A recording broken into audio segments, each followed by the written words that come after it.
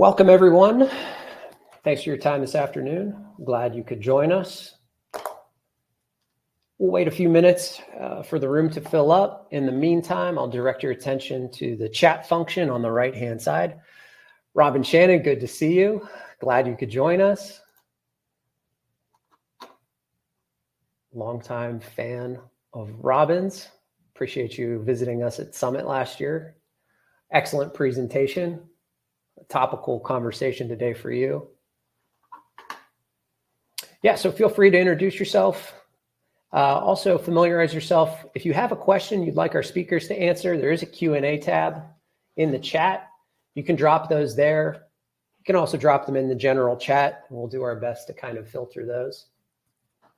Again, we'll wait just a few minutes for the room to fill up before we pass to Chris and Eric for the topic at hand.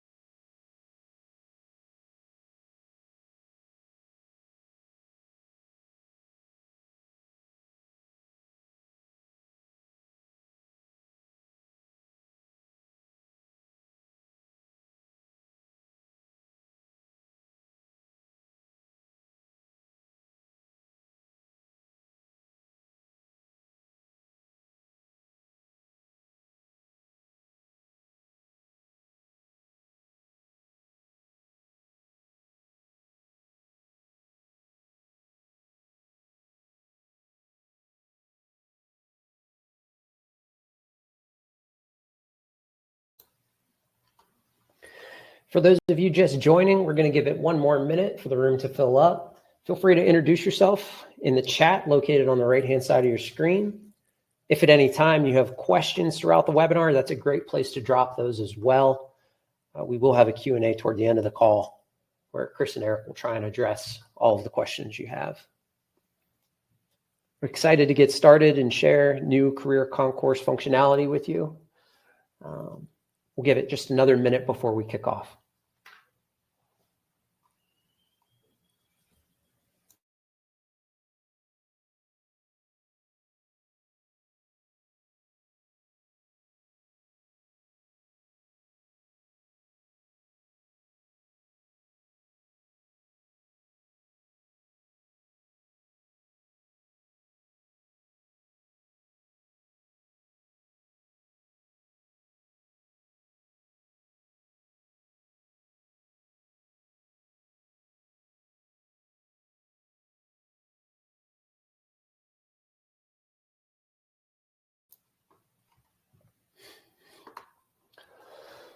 All right, good afternoon.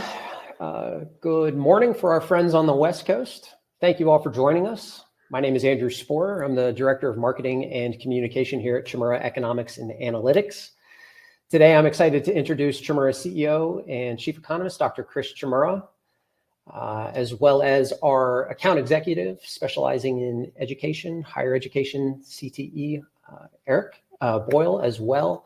We're going to preview some new Career Concourse functionality, as well as talk about the future of work and how those in education can connect their students to success with quality data, accurate forecasting, and some new functionality that we've added to the Jobs EQ software platform. Before we get started, I'd like to cover just a few housekeeping items and give you all a brief overview of our organization if you're not already familiar. As a reminder, the presentation slides and a recording to the webinar will be forwarded to all of you who registered today. We'll do that shortly after the call. You can also visit our website under the resources tab and access all of our webinars there.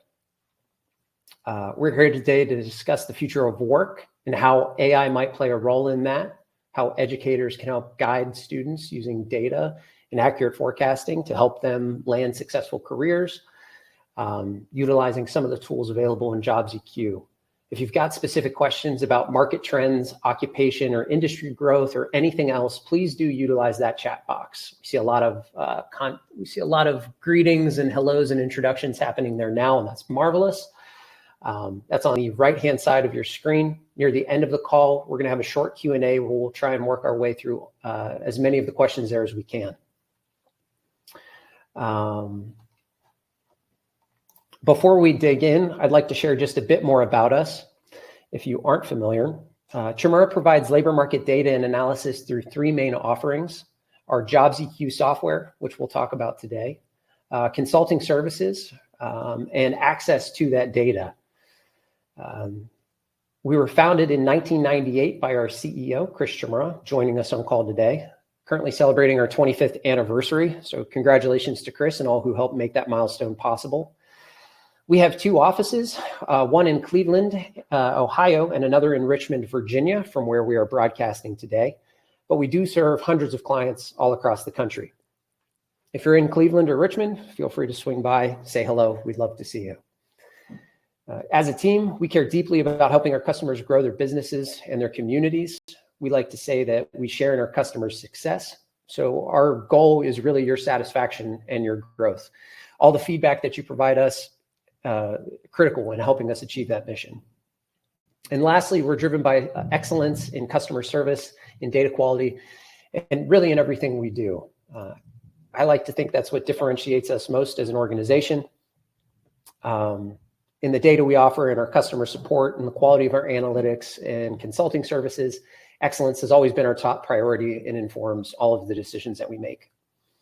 That commitment has translated to an over 90% annual renewal rate for our Jobs EQ customers. Thank you so much. This is testament to, I think, our ongoing partnership, the communication that we maintain with them, and all the feedback that they provide.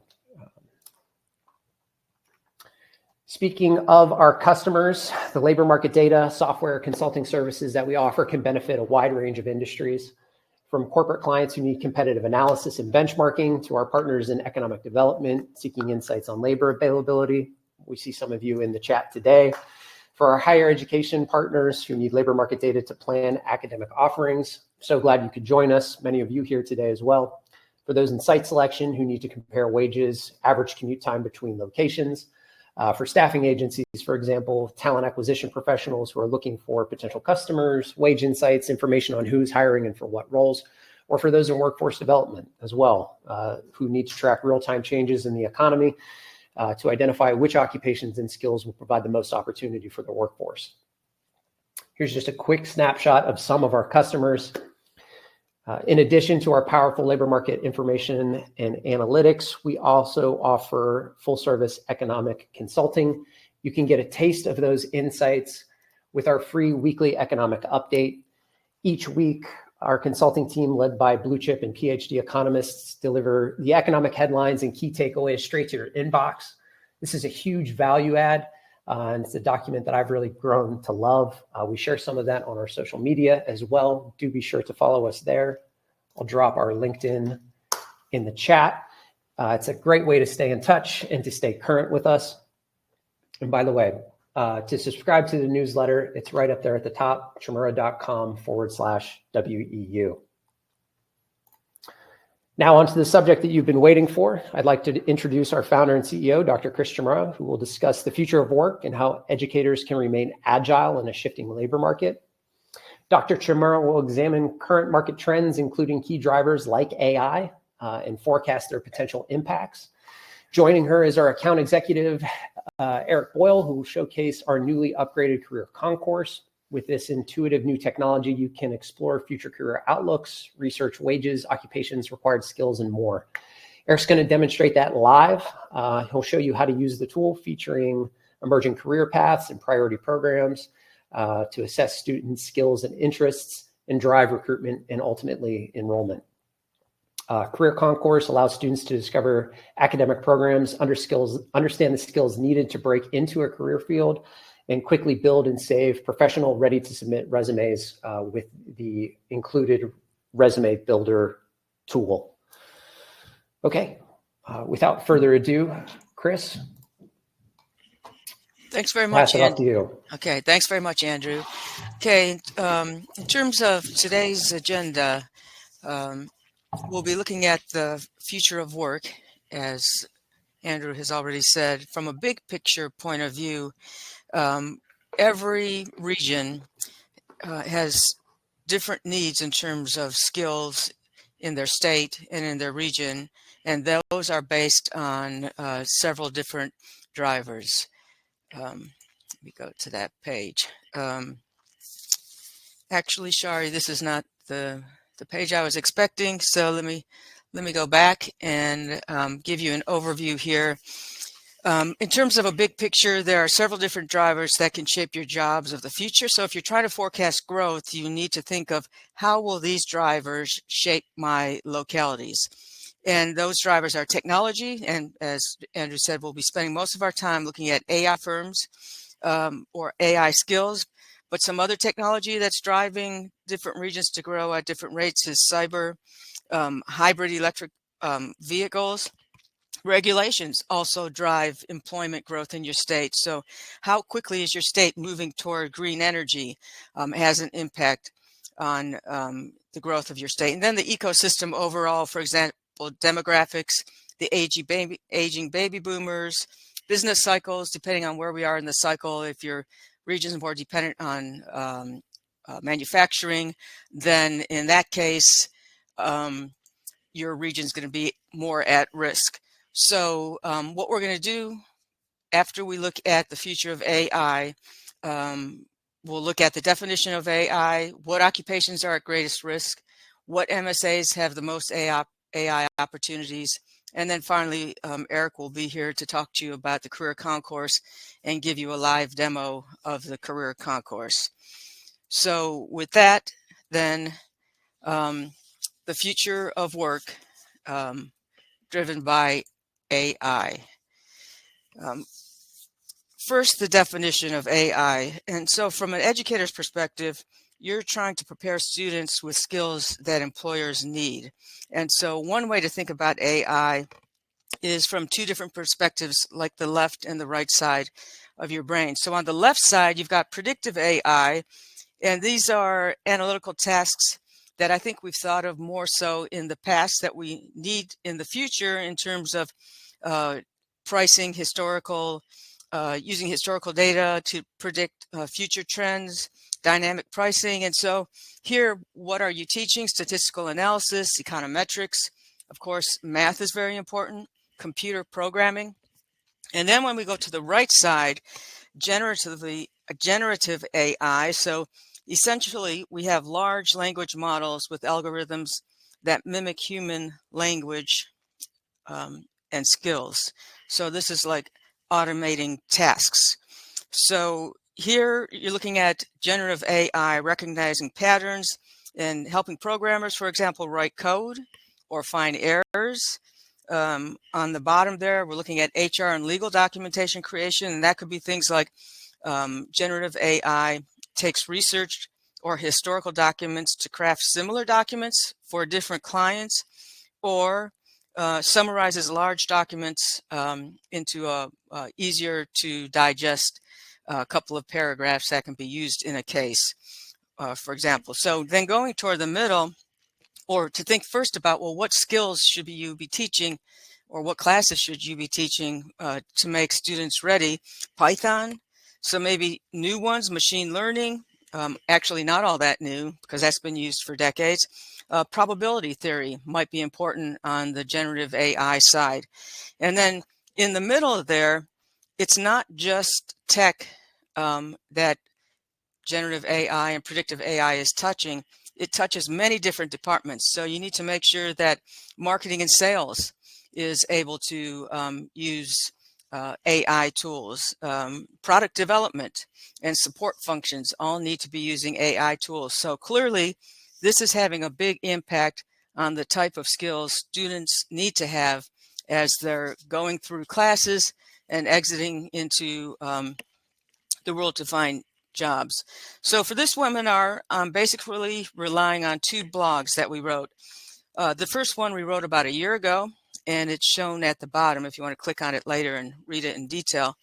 And it builds off a study by Goldman Sachs, which I've shown there below with the asterisk, and I really recommend reading it. It's about 19 pages, but it's a very good report on AI. And basically, they conclude that 25% of work tasks in the U.S. can be automated by AI. And how do they do that? Well, the BLS, Bureau of Labor Statistics, has something called ONET, where they identify the tasks or the duties that are related to 900 occupations. So they identify all the tasks and the importance of those tasks within the occupations. So as an example, you may have a mail clerk, and a task would be to verify that an address is correct and marked with the proper postage. Or another task of a mail clerk is to affix postage to a package using meters. And so from the study that Goldman Sachs did, they concluded that this is an occupation that likely could go away because of AI. But then a bioengineer, one of the tasks of a bioengineer is to design or adapt computer hardware on software for medical science users. And you could see that this one could be animated or automated to some degree, but not clearly the whole job going away because of AI. So they identified the jobs, the risk of each job at a detailed level, for example, for the bioengineer or mail clerk.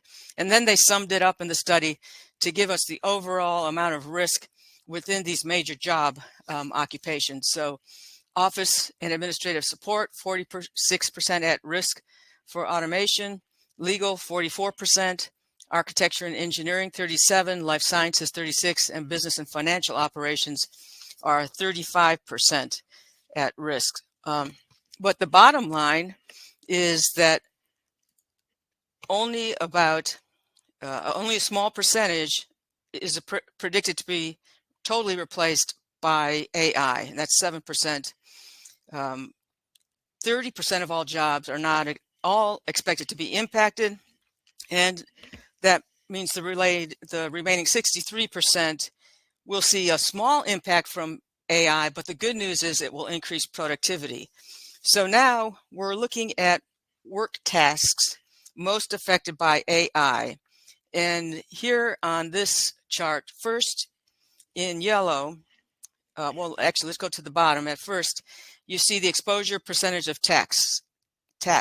So what percentage of the task is potentially going to be replaced by AI? 50% is the highest that they have here. If you're looking at the yellow ones, these are less than 10%. And for the most part, these are occupations that have to be performed outside, or you have to be in front of a machine. So there's a very low risk of production, repair, construction, or building groundskeepers occupations being replaced by AI. The black ones, on the other hand, are jobs that are in broad categories with higher risk of being replaced by AI. And as I mentioned earlier, the mail clerk would be in one of these categories under the office administrative support. And then, of course, the orange ones are those that probably some of the tasks within those jobs will be replaced or supplemented with AI, but the overall occupation will not go away. So the bottom line of this slide is that there's good news here, that AI will boost productivity, which leads to increased wages and increased standards of living in the U.S. So overall, the news from this AI revolution is one that will be ultimately positive for the overall growth of the U.S. On this next slide, we're looking at the impact of AI from a geographic perspective, and it varies by region. So what we did is we took the AI exposure by occupation from the Goldman Sachs study and translated it into the percentage of jobs displaced by AI by state over the next 10 years. And in this case, the darker orange areas show the greater loss. The greatest loss was in the District of Columbia, and that's because of the high percentage of government contractors and government jobs in that region. Also, you see darker orange with greater losses in South Carolina, Tennessee, Utah, which all have 6.9 or 7% at risk because of AI. And in those states, you have a higher percentage of office and administrative and support jobs. But then the least amount of risk comes in the lightest orange area, which is Wyoming and North Dakota. And the reason why it is so low is because of the mining activity that is so prevalent in those two states. Now I'm going to switch to our second blog that actually was released today. And we'll give you the site where you can find that. So AI will probably cause some occupations to go away, but then on the other hand, we are going to see some new occupations because of AI. Some of the new titles are AI trainers, AI auditors, ethicists, machine managers, and here in our job postings, I'm showing you AI trainers. The blue line shows you job posts this year, up around 150 in the latest for the US, and it was near zero last year this time. This is, for those of you who have JobsEQ, this is within JobsEQ. We spider over 40,000 sites. We do duplicate it daily and make it available to our clients. For those of you who do have JobsEQ, take a look at ChatGPT. If you just put that in the search engine to see how many occupations or how many job ads today have ChatGPT in it. Today, I looked at it just a little while ago, it was 2,000, but in June of last year, there were only 5 ads with ChatGPT in it. And again, today, that term is returning 2,000 ads. So in addition to the job postings, we also have resumes. So based on that, we can look at the supply of AI skills, that is from the resumes, and we could look at the demand from the job postings that I'm showing here by region. So as background to this slide, one reason why you might be interested in it, JLL recent article said that 87% of executives say their businesses are struggling to find people with AI skills. So if you need AI skills, it's important to know where to find them, or if your students have AI skills and want to know where to find a job, it's important to see where you can find those jobs. So on this map, we use resumes and job postings to identify the supply of AI skills, that is the number of people, and AI demand from firms by MSA. So first, to orient you on this, the larger the circle, the more job ads there are for AI over the last 12 months. The blue circles are areas or MSAs where the resumes with AI skills are equal to or greater than the AI job posts. So in other words, there's a supply of AI workers. And then the darker the orange and the orange circles represent areas where the online resumes are less than online ads. In other words, employers might have a harder time filling AI positions in those regions. So first, it's hard to see this, but DC is the largest MSA with the greatest shortage. So you can see a large, dark orange circle on the right-hand side hovering over DC. But on the other hand, the dark blue, and this was kind of surprising to me, the greatest surpluses are on the West Coast. The two greatest are San Francisco and Seattle. And then over on the East Coast, Boston is a sort of a large blue circle, but that's an interesting one where the number of AI resumes equals the AI job as if the region is at equilibrium. So on the next few slides, we're going to break out some interesting trends in the top MSAs. So first, and not surprisingly, the largest MSAs have the most openings for the AI jobs. So looking first at the second column of numbers, I've ranked these MSAs based on the number of active job ads over the last 12 months. You can see New York is at the top. And then the column before that shows you the median wage. And so notice that these AI jobs pay very good wages. And then third, if you go to the last column there, the resume to job ad ratio.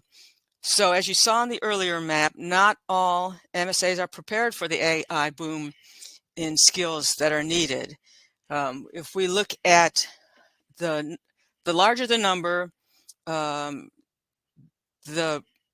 bigger the surplus that you have. So San Francisco and Los Angeles, note with the orange arrows, they have 1.53. That's a pretty good surplus. So if you are looking for people to work in AI, San Francisco is the first place to look. And then secondly, you see Los Angeles with a 1.3 ratio. You also have Seattle that is slightly positive. That's the fourth down with a 1.07. And then, as I said earlier, Boston, I think that's number 6, is exactly 1. So for every job, for every resume with AI skills, they have a job ad with needing AI skills. But on the other hand, the biggest shortages are in Washington, D.C. The resume to job ad ratio is only 0.37, and that is similar to what you see in Dallas, Fort Worth, where there's 0.37. So another interesting thing that we found is that the smaller college towns dominate where the AI skills outstrip demand. In some way, this should be seems like it should have been obvious. That is in these college towns, you're graduating a lot of students with AI skills. And if we look at the active resume column, you could see, for example, the largest numbers, University of Illinois at 600, followed by Purdue graduating or with 393 active resumes, and then Cornell with 304. And the last column, you can see that the resume of job ads, the resume to job ad ratios are very large, meaning that there's a pretty good surplus of AI skilled individuals in these regions. One final table here is that the medium to large MSAs, which we're defining as 500,000 or more, the supply of AI skills outstrip demand is mixed, and between tech hubs and some other emerging areas for AI skills. So you can see, again, where I've highlighted the tech hubs with the orange arrows, San Francisco, San Diego, and Los Angeles, all with pretty strong numbers, but some other strong resume job ad numbers in smaller regions, such as Akron at the top, where there's 303 active resumes for AI skills, Rochester with 407, and Madison, Wisconsin with 512.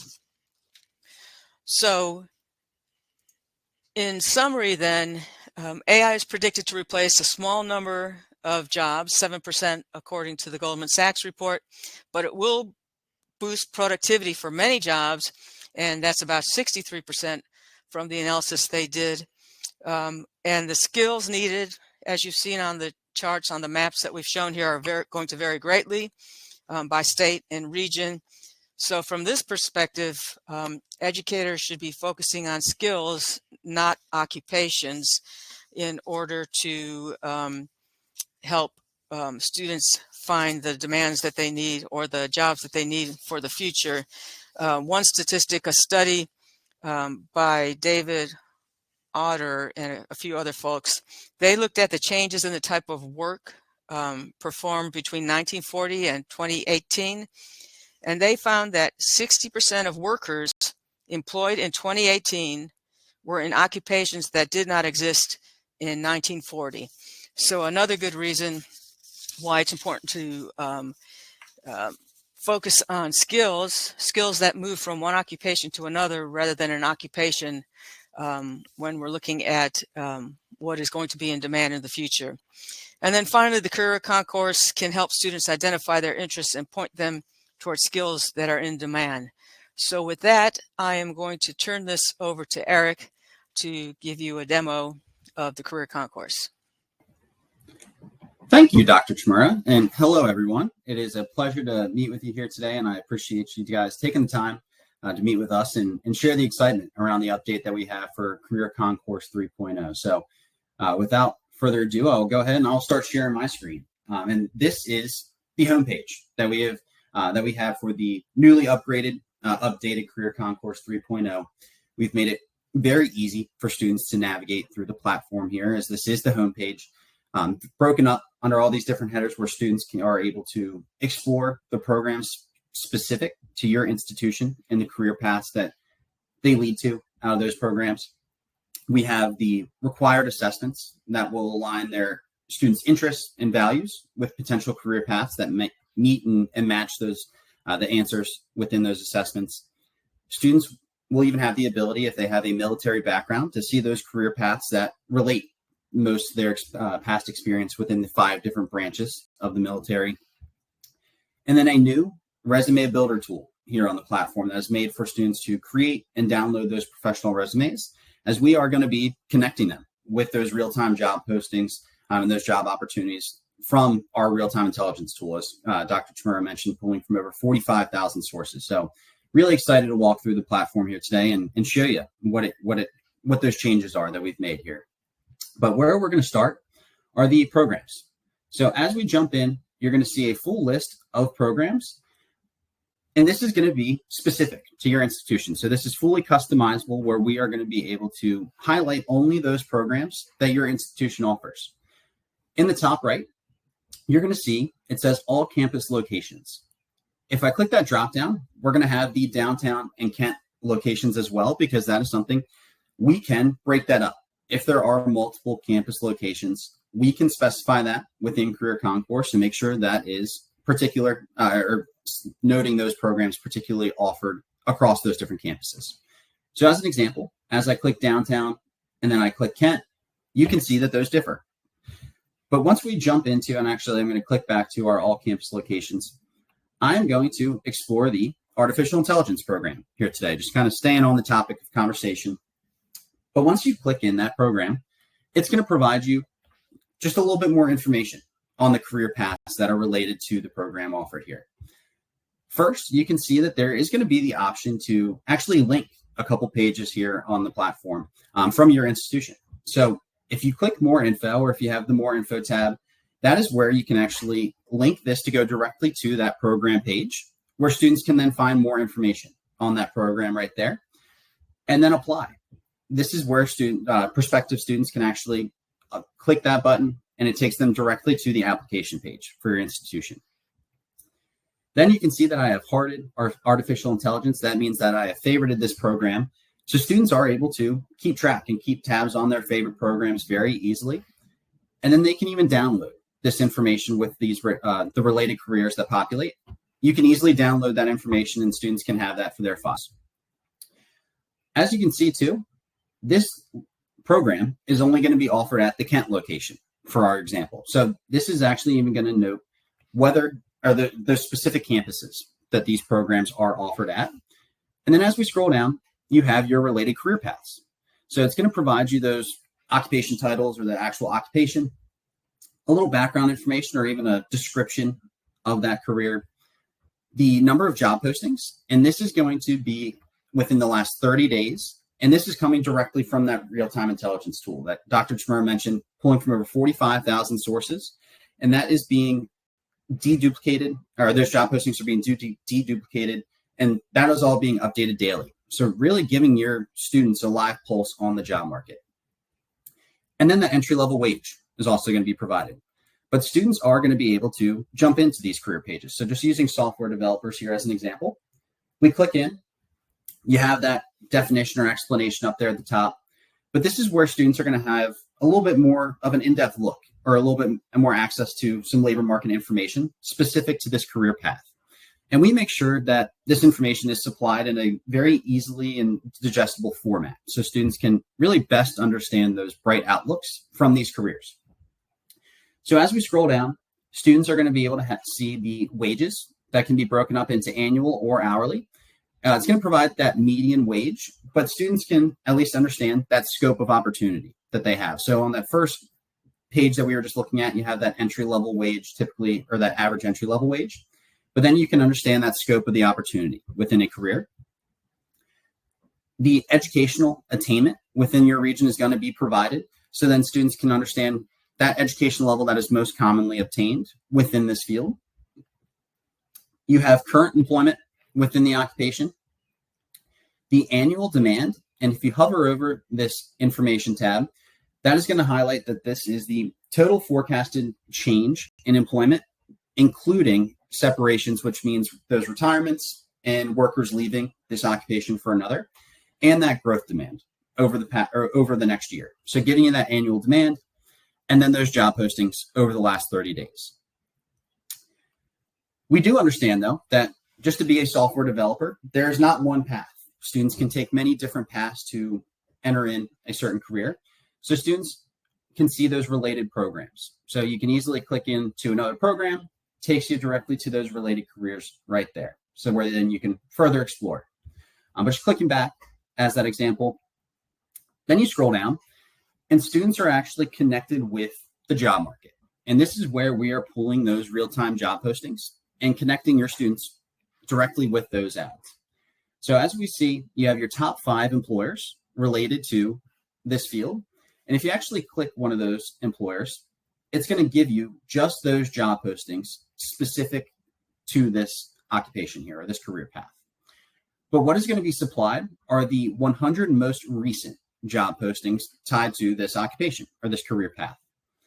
And the information that's going to be provided are the job titles directly listed in that ad, the employer directly right under there, where this job posting is located, and then just really the first little excerpt or the blurb from the job posting is going to be provided there as well, with when that posting was posted out by the employer, whether it's a full-time, part-time, remote, temporary position, and if there is any wage information. That is also going to be provided and listed here. But students can click this view details, and they are going to be directed to the ad via Jobs EQ. But then you can see the apply at original source. You click that, and then that will take your students directly to that source that we've pulled this job ad from, where then they can apply right there. And as I will show you here in the next few minutes, they will be able to use those resumes created on the Career Concourse platform to apply. But as I kind of go back here to the Career Concourse platform, as I mentioned, this is the 100 most recent job postings tied to these occupations. But there is an option for an additional solution, and that is the job search feature. So up here, the job search tab, this is where we are actually really connecting the entire real-time intelligence tool that is in Jobs EQ, so the Jobs Connector widget, and putting this in the hands of your students to help them find their career paths. So as you can see now, we have access to a little over 57,000 job postings total within our region that we have set up on the platform. But students are going to be able to search by job title, keyword, skills or certifications, and even company. But so maybe as an example, we want to search artificial intelligence as a keyword within these job postings. Now 140 results have populated, and that is specific to what we would like to look at within the artificial intelligence. And that you can also even change to skills or certifications, and maybe say you want to see Python as a skill or certification. You would be able to enter that in and then have those job postings specifically noting that that is a skill or certification that they are seeking out of the employers or out of the labor force. Students will also have the ability to explore careers in a few other ways. One being those really the required assessments based on the interest and the values. So I'm just going to kind of walk through here real quick. I'm just kind of noting whether things are very important, somewhat important, or little of little or no importance to me. So you can see how your answers affect those opportunities that are generated. So as I just kind of click through, now you can see those results have populated based on my answers, giving you those values ranked by how you valued them or how you answered those questions. The more info here, this is going to provide you definitions of those values or the interests. That way everybody's on the same page and you have a full understanding of what exactly that means. But this is where students can see those relevant careers based on those values or the interest, the way they answer those questions. If you click in, you can then explore those career pages directly there. And then one of the last ways that students can really explore those career paths is the military and their background and their past experience within the military. So as you can see, we have all 5 branches listed out, but maybe say I was a financial manager within the Army. You go and you find your position, and this is linking that MOC code to SOC codes. You can see, based off of your past experience, what that position looks like, or what those career paths that are most related and tied to your past experience are. Then, with Career Concourse, we are connecting your students with all of these real-time job posting opportunities, or real-time job opportunities, but we also understand many students are in need of help building those resumes in order to apply for these jobs as they enter the workforce and they wrap up those degrees or they wrap up their schooling. So within the Resume Builder tool, this is where students can do just that. So if you actually click New Resume, it just gives you a blank template that you can easily fill out. But as I go back, I've already kind of filled one out here. So you have your contact information. In this case, I am an aspiring IT support specialist with a bachelor's degree in computer science. I was an intern at Chmura Economics and Analytics, and I went to Chmura University. I had a B+, that ruined my 4.0 grade average. And then you have your skills, certifications. All of that information is available for your students to easily put in these resumes. They can even connect their LinkedIn profiles or any kind of professional profiles that they have. They can include those links there. And students can then easily save those resumes and then download those resumes as well. So then they can easily use those to apply for those positions. But the way I like to explain it here as well, maybe say a student has multiple different career paths that they're interested in. They can create multiple different resumes that they can save here on the platform and use those different resumes to apply across those different opportunities. So just a very helpful resource here. But with Career Concourse, it's going to provide a lot of admin access for you and your team. And your career services team here will be able to track and verify those resumes students are creating. But this actually really leads me to the admin access and those tools and really what that entails for you and your team. So as I just clicked in this top right corner, it took me to the admin tools. And this is where we really provide your team the ability to track the top users of the platform or the top students using the platform, top programs and careers explored, the actual top searches. So in this case, you can see those MOC codes or the SIP code that was being searched. And then even actually that user activity. So it was just tracking as I moved along the platform. You can follow along and see that direct activity there. You have a full list of the users and the assessment results. So again, you can even see and keep tabs on what is most important to my students, or really what do they value, what are they interested in, and just really kind of making sure that it's a more effective way in staying in touch with your students and those opportunities and what's important to them. Then, last but not least, I've saved the widget builder. This is a tool that we have really created to help with you and your team highlighting the programs as well as the careers that come from the programs that your institution offers. So you can actually get started very easily here on the platform. If you click new widget, it brings up select a template. You can either actually have a blank template or all of the programs are here for you to select. So just kind of showing you what that looks like, selecting accounting. You build out your widget. It provides you all of the career paths that are associated to this program. You can easily remove. You can even actually add some additional careers if you make those connections or find students are going into a career that's not reflected from this program. And then you can easily edit and adjust those images here. But to show you an example that we do have, the artificial intelligence program. So we have our career paths highlighted here. As we click through, you can see that we have selected pictures and posted them in our widgets.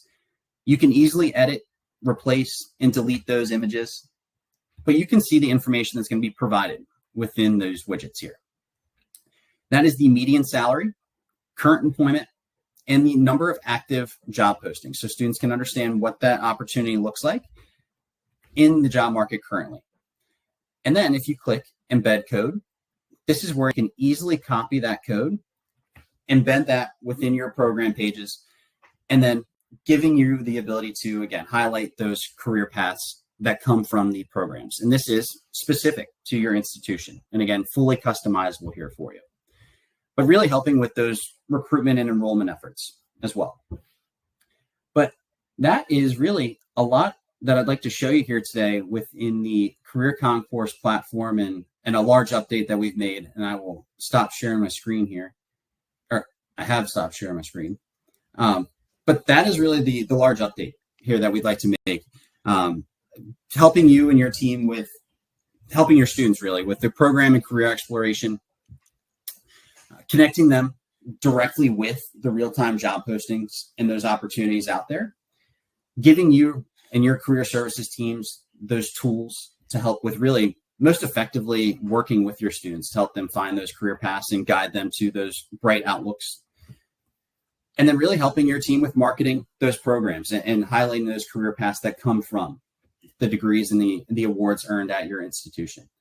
So really do thank you for your time and as well that extensive admin access. So one thing I did not note with that extensive admin access, this is something that you can also hook up to Google Analytics. So you have all those admin tools where you're tracking the usage of the platform, but you also can link this up so you can get a little bit deeper of a dive into your students and understand what is important to them and what they're looking at. But thank you really for everybody's time. I really do appreciate it. And I will pass it back over to Dr. Chmura. Thanks, Eric. Great job. One other question I think that this audience might be interested in, and that is, with AI, or here I have an example with cyber. So the BLS tracks some 900 different occupations, but AI, generative AI, those are all new skills, new occupations that are not yet being tracked.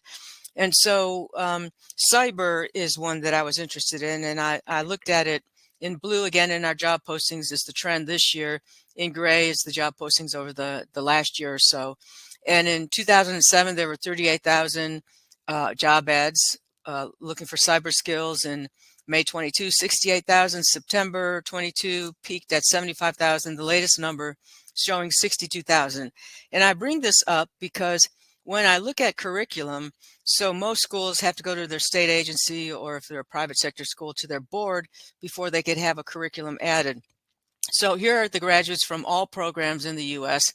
And here, notice cyber defense curriculum, this zip code here, 43, did not even start graduating students until 2020, even though we have all that demand for cyber. Forensics started graduating students in 2010, and then cyber electronic operations started graduating in 2010 as well. So can you show us within Jobs EQ an easy way for the educators to identify whether in fact there is demand in their region or state for different curriculums such as those based on cyber? Yes, I can, Dr. Chmura, and I will go ahead and I will share my screen again. You guys thought that you got rid of me here, but now I am back. And this is the education report that comes directly from Jobs EQ.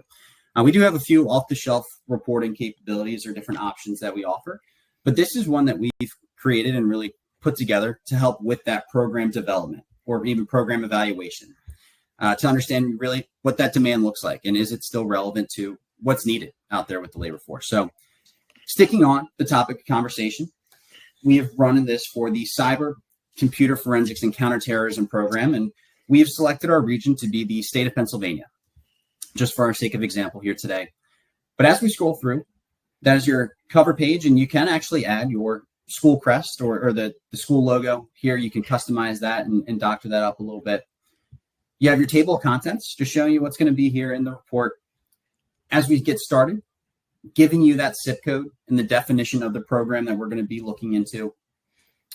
But what's first really going to be provided from the platform, and kind of note here, we are scraping together from a bunch of different analytics from Jobs EQ and giving you this report in typically about a minute. And you can use that platform as you're downloading the report here. But this is going to show you all of the institutions within the region that you're running the report for that offer this same program. And it's even going to give you those awards that have been earned. So you can see anywhere from the certificate and 2-year awards all the way to post-grad, with that average net price is going to be provided too. So you can understand what degrees are already currently being earned. And then giving you the SIP to SOC crosswalk. So there's occupations most closely tied here to the program with the education and training requirements. And this is all the way down to that 6-digit SOC, so giving you that detailed look at these occupations. The educational attainment, and this is going to be specific within these occupations, and in this case, within Pennsylvania. Then you have your definitions of those SOC codes and those occupations there. The in current employment and mean annual wages, so really giving you an outlook on employment within these occupations. You also see the location quotient, unemployment statistics, the number of online job postings tied to these occupations over the last 30 days. But then you also have that 3-year historical trend for the annual percentage, and then the 7-year forecast. So in this case, giving you that total demand, which is going to be your sum of these 3 columns here. Exits meaning retirements, transfers being workers leaving this occupation for another, and employment growth or decline. So all 3 of those added up, giving you that total demand, and then your average annual growth percentage here. This being a visual of that 3-year historical, and then the 7-year projected forecast. Within those occupations, though, this is showing you the industry distribution for occupations linked to the cyber, computer forensics, and counterterrorism program. So it's going to show you the percentage of these occupations employed across these different industries, with employment in those industries, as well as that 10-year demand. Then, across the state of Pennsylvania, this is going to show you employment by place of work with those top counties, with employment linked to the program that we're querying here. And this is as of Q4 of 2023. The demographic profile, so it's going to use our region that we're running the report for and show you the U.S. as a comparison. So gender, age, population growth, educational attainment, even some social data going to be provided there for you. And then lastly, really as we wrap up the education report, scraping those job postings that are relevant to the occupations tied to this program with this week over week, year over year trend line showing you the pulse of the job market compared to where it was last year.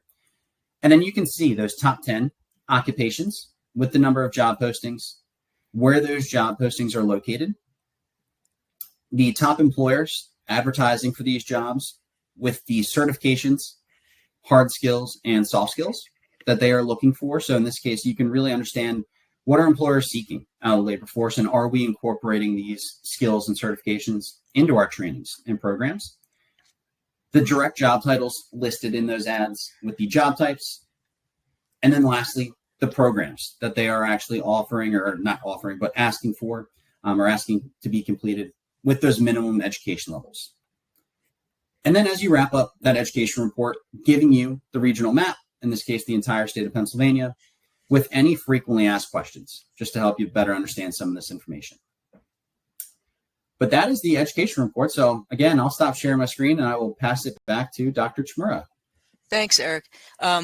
There are a couple questions for you in the chat, but while you're looking at them, I see one from Crystal, a good question. For the AI active job ads, have you found that the education requirements lean more skills-based, or are degrees, certifications still required?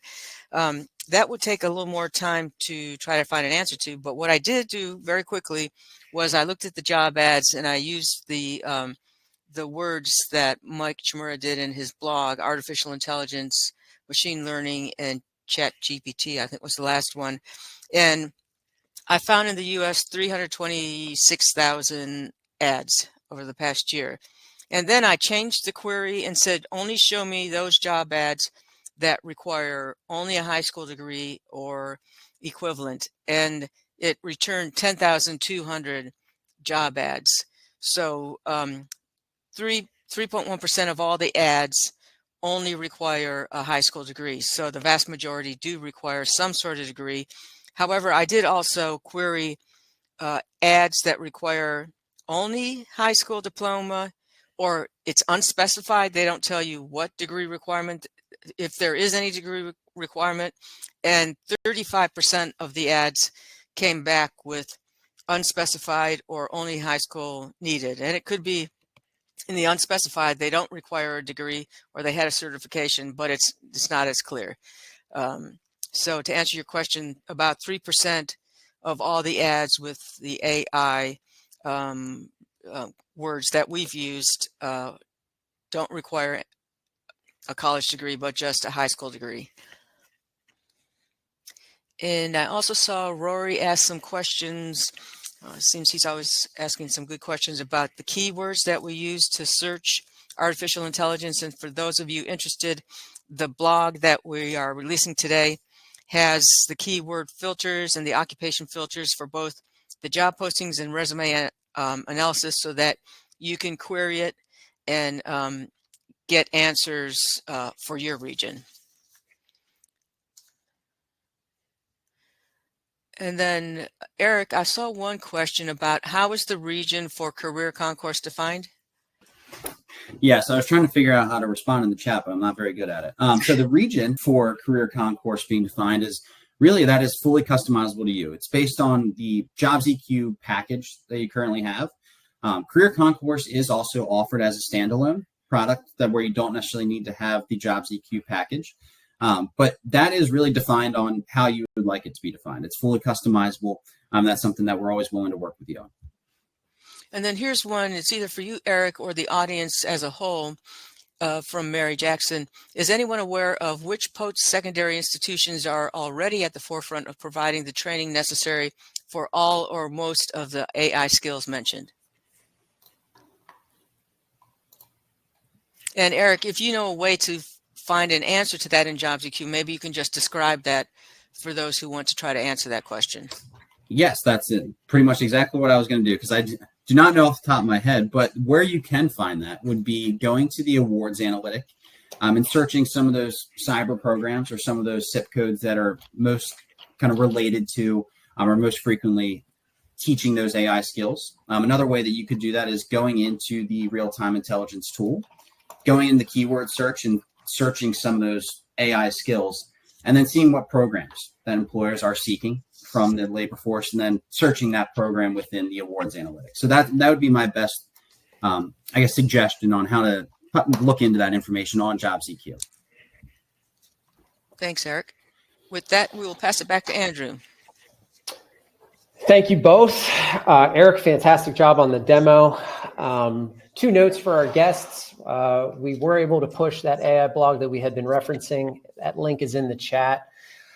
We will include that in our follow-up email to you all as well as the other resources that Chris had cited in her presentation. At this point, if you're interested in seeing more, there's a link to our demo. You can get with Eric or another one of our account executives to learn more about how you can leverage Career Concourse for your organization, for your institution. Pretty powerful stuff. Really looking forward to getting this in your hands and connecting students with those opportunities in your region. Again, the link to the recording of this call and the slides will be distributed here shortly. Thank you so much, everyone, for joining. Chris, Eric, thank you both. Really nice to see this out in the open now.